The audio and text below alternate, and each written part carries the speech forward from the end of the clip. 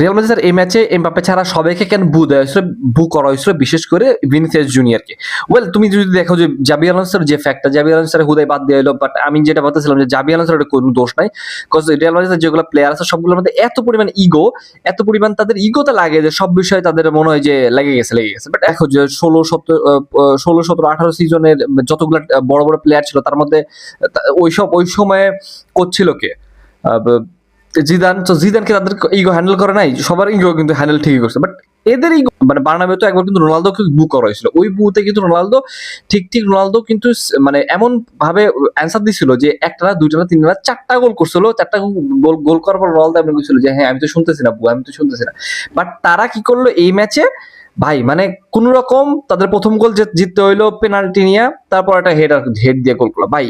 এই এমন এমন এমন সিচুয়েশন যদি তৈরি হয় রিয়াল মাদ্রিদের সামনে, তাহলে এদের মানে আমি ভাবতেছি যে